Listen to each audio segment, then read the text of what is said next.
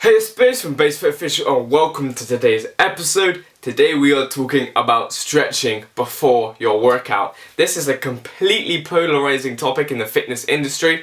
A lot of people say you shouldn't stretch before you work out, and a lot of people say you should stretch before you work out. Now I've done both. For the first part of my training, I didn't stretch before I worked out. Recently I've started stretching before I work out, and I am in the camp of stretching pre-workout, before you work out.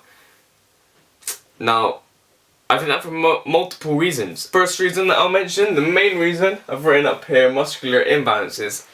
It will facilitate muscular imbalances. If you have an overly tight muscle and an overly loose and weak muscle, any exercise will facilitate that muscular imbalance. If a muscle is tight, chances are it will become facilitated through a movement and it will want to take over the functions of the agonists and the synergistic type muscles. For example, there was a study done with measuring electrical inputs and activity and activation and all that stuff in a crunch. Now, I don't like crunches, normal sit-ups or crunches on the floor, that's besides the point. They measured activation of the core during a crunch, and they found people with kind of tight, chronically tight lumbar erectors, like low back muscles down. You probably can't see, but lower back muscles, they were tight.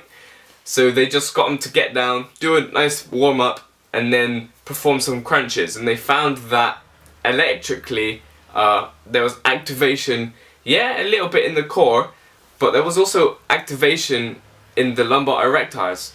And if you understand kind of muscle action, these lumbar erectors, they work to erect the lumbar spine, but you're trying to flex over like this. That's not good. It would inhibit the activity of the abdominals, which is what it does. But then they said, alright, rest a little bit, we'll stretch your lower back muscles and then you can do it again. So they stretched the lower back muscles, and what do you know? Activity of the core increased and there was no activation of the lumbar spine. I mean, that pretty much just proves the point there. IAR is another reason why I think you should stretch before you work out. IAR stands for instantaneous axis of rotation. So imagine your joint, so here's your bone and here's the joint kind of capsule socket. There is a optimal place for your bone to rest within the socket. That's called the instantaneous axis of rotation. That's where it should be, that's where it's most optimal and most efficient. Imagine if you have muscles that are pulling, the tight muscles are pulling it this way, and these muscles are weak and not pulling it enough this way. The bone will physically move outside of the instantaneous axis of rotation, and it will cause injury, impingements, and it won't be good. Third reason that I'll mention as to why I think you should stretch before you work out is compensatory movement. Your body is an amazing compensatory machine. It will try and compensate for everything. So if you have a tight muscle over here, if you have a muscular imbalance that's being facilitated through your exercises when you work out, because you're not stretching the tight muscles and they become over facilitated,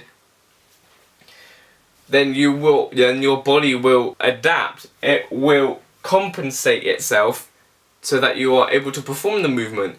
So you basically will form faulty motor programs, faulty recruitment patterns, and that increases the risk of injury. It decreases your overall efficiency in sport and just in life in general. So what should you do about it? Well, you shouldn't static stretch. First off, I want to say do not static stretch before you work out. Very bad for you. What you do want to do is something called PNF.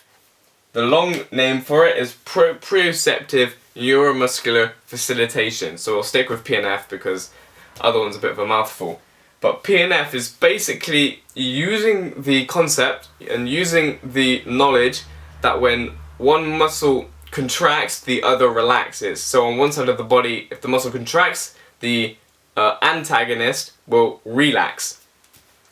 And using that kind of concept and that knowledge, you stretch and you're able to push through your end range of motion a few times and you lengthen the muscle. So if you have a tight muscle, I've written out kind of the steps here. You stretch to the end range of motion you perform an isometric contraction in the opposite direction for 3 to 5 seconds, and then you quickly relax past the previous end range of movement for 3 to 5 seconds. And you do that 3 to 5 times for each tight muscle. Only stretch your tight muscles and only stretch until it's not tight. If it's not tight, stop doing it. So, what does this look like? I'll show you on kind of my neck, because I need to do this before I work out because my neck gets really tight.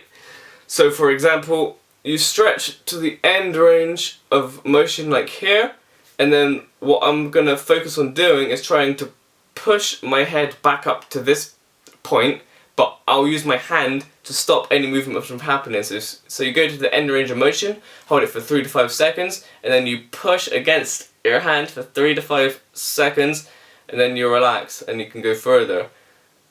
You probably saw that I felt like I got further, so you probably see, and then you relax. No, you contract against your hand, and then you relax, and you can go further. But you only have a short window in the amount of time that you can move back into it, because of the relaxation of the muscle doesn't last very long. What muscles should you focus on? Well, I've listed out kind of from my personal experience of myself and kind of people that I've trained and seen in the gym of what muscles you should probably focus on. Pec minor, this muscle up here, your biceps brachii, your lumbar erectors, your QL, so your quadratus lumborum, is basically a muscle kind of in here. Hamstrings, iliopsoas, which is a hip flexor, your rectus femoris, which acts as a hip flexor and it also acts as a knee extensor, and your glutes. My glutes are always bloody tight, so I need to stretch them before I work out. But I've put a star next to the ones that you should probably focus on. So your pec minor you want to focus on, your lumbar erectors you want to focus on, your hamstrings, your iliopsoas, your rectus femoris, and your glutes. I would recommend, if you have limited time, focusing on any one of those or the one that is the most tight. If you have little amount of time, focus on the tightest muscles and stretch them to a good quality. Don't half-ass all of your muscles because you won't get as good of benefits. So that's my side of the story. That is one side of the argument. Stretching before you work out, I recommend doing it to avoid faulty recruitment patterns, avoid facilitating muscular imbalances, avoid placing your joints outside of its instantaneous axis of rotation, because it does increase the risk of injury and faulty movement patterns. I hope this video was helpful. I hope you stretch before your next workout. Train hard.